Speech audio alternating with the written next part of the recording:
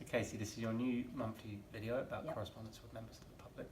Would you like to tell me a bit about why you've decided to do this? So it's really important that I speak to the public, that I hear their views. After all, I write a police and crime plan, and it must reflect what the public tell me is important to them in policing. And another way the public contact me is not just through face-to-face meetings, but also through correspondence into the office here.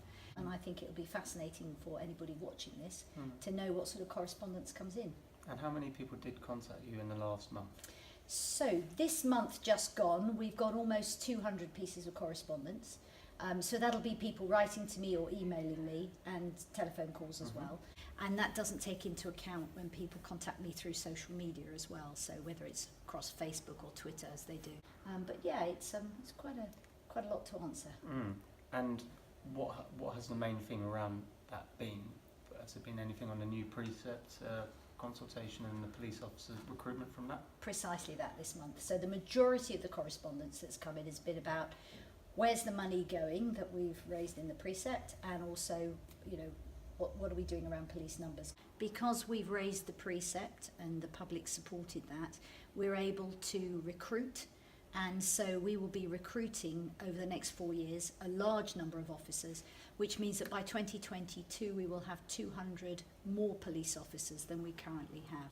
It sounds like from that you really understand that people do want to see more officers on the street and are reassured by that, but how can you really ensure that that is going to happen? So I have an undertaking from the Chief Constable that those 200 officers will go into community policing, into our neighbourhoods, because that is where the public tell me they want to see them. So that is a commitment that I have from him. Sussex Police have written their transformation strategy, 18 to 22. You can go online and read it, and that shows where the money is going and where the investment is. That's great to hear. Thanks for that. What else did people contact you about this month? Well, interestingly, this month we had a lot of correspondence in from residents who live in the Arran district, and there was a whole spate of vehicle thefts happening in a lot of the car parks across that district.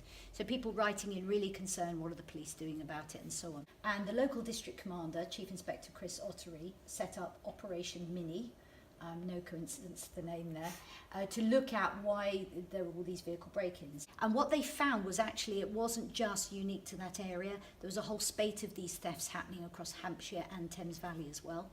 And thanks to some good old-fashioned policing and a PCSO out on the beat who spotted some of the criminals, they've been able to make arrests. But what they did was they used their local prevention teams to really target the car park areas, to educate the public there with lots of leaflets. You know, don't leave your valuables in the car on show, lock your car up, even to the point of cutting down hedges around some of the car parks so that the actual car park itself was more visible from the outside.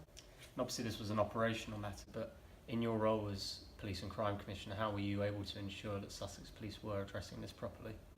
Well, so when people were writing in, obviously they were concerned, you know, what's going on, my car's been broken into, there's a whole spate, what are the police doing? And we were able to respond and let them know what was happening and give them that reassurance that it was being taken seriously, and more importantly, people were being caught and hopefully charged as a result of it, so which is good news.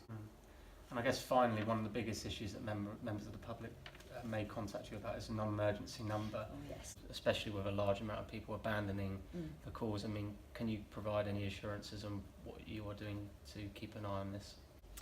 Well, the 101 non-emergency number remains a concern for me. I am disappointed. I'm also concerned that people are calling off because they're getting fed up waiting. So another concern is how much crime is actually not being recorded by the police or reported to them in the first place. So I'm monitoring this very carefully, and I will be talking to the Chief Constable at our next performance meeting, which is next month, and asking him around, you know, what are the response times now, what's he doing to put them right, and he knows I'm on the case for this one, so it's just a case of keeping on it. That's great to hear. Thank you very much. We'll look forward to catching up with you next month on the correspondence that you receive. Thank you.